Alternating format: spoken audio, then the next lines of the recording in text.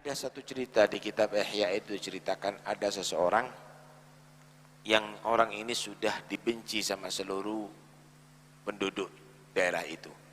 Kenapa? Suka mabuk orang ini. Suka mabuk. Mabukan. Sampai orang daerah itu benci sama semuanya. Di daerah itu ada seorang yang dikenal wali, yang selalu diambil berkahnya sama orang, diziarah sama orang untuk diminta doa, wis terkenal wali lah. Tapi orang ini tidak pernah keluar daripada tempat ibadahnya, khalwah terus. Satu saat orang yang mabukan ini mati, Pak.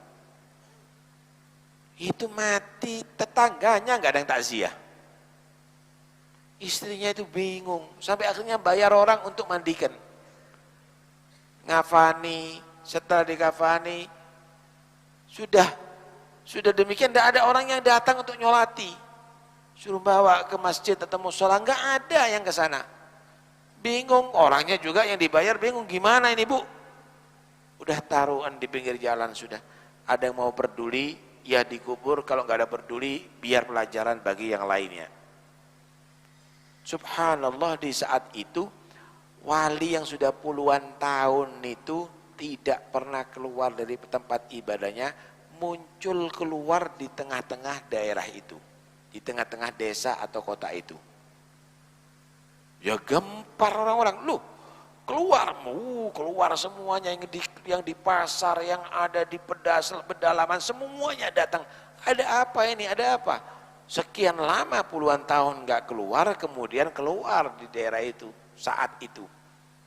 Dibilang saya berkali-kali mimpi dapat perintah disuruh turun ke sini ke daerah ini untuk nyolati orang wali yang meninggal dunia, orang dicintai oleh Allah yang meninggal dunia saat ini.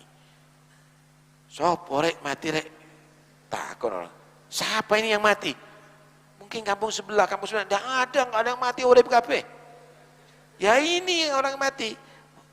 Pak katanya, Yai nggak ada yang mati orang soleh, pemabuk yang mati.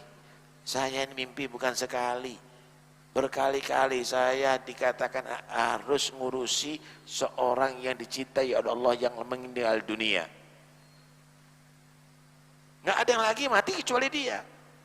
Akhirnya juga penasaran nih si wali ini, kepingin tahu apa amal yang menyebabkan dia sampai kepada Allah.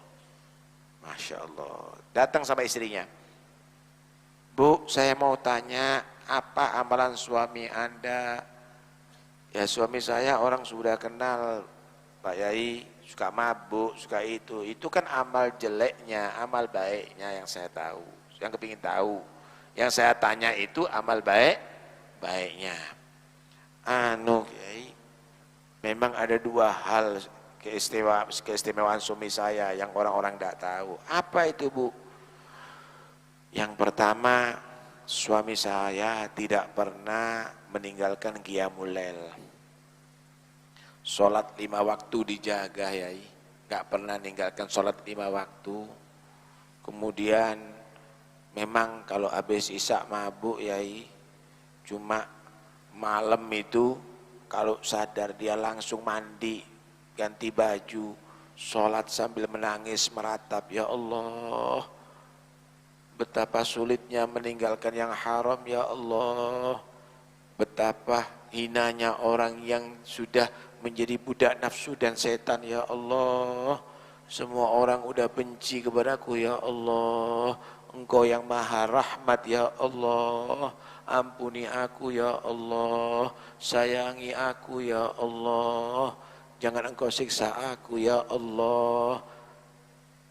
Neraka yang mana untuk menyiksa aku ya Allah, aku tidak berdaya ya Allah, tapi aku yakin Engkau adalah mendengar doaku dan mengampuni dosaku.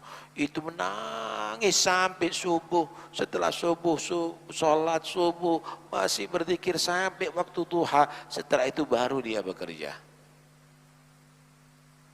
Masya Allah. Yang kedua apa Bu? Yang kedua, cinta sama anak yatim luar biasa, hidupnya pas-pasan, tapi dia tidak mau makan kecuali anak yatim sudah makan duluan. Dia tidak mau ganti pakaian kecuali anak yatim sudah dibelikan pakaian. Itu dibiayai sampai anak itu gede besar, sampai dibiayai sampai kawin dan sampai bekerja.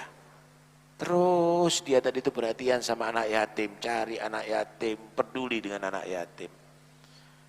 Kata si wali, lihat nih, orang berdosa itu jelek. Tapi ketika dia mengakui perbuatan dosanya dan minta taubat kepada Allah, menjadi orang dicintai oleh Allah. At-Taib Habibur Rahman, orang yang taubat itu kekasih Tuhan yang Maha Rahmat. Masuk masjid tapi sombong, baca kitab tapi sombong, Allah itu benci dengan orang yang sombong. Wallahu la yuhibbul mustakbirin. Yang kedua itu rahmat terhadap anak yatim. Akhirnya dia mendapatkan rahmat Allah. Ar-Rahimuna yarhamhumur Rahman, irhamu man fil ardi yarhamkum man fis sama, man lam yarham la yurham. Orang yang hatinya rahmat, dia dirahmati oleh Allah. Rahmati makhluk yang ada di bumi, maka yang di langit rahmat kepada kamu. Siapa yang tidak punya perasaan rahmat, dia tidak dapat bagian rahmat Allah Subhanahu wa taala. Akhirnya rame, Pak. Kota semuanya nyolati orang tadi itu.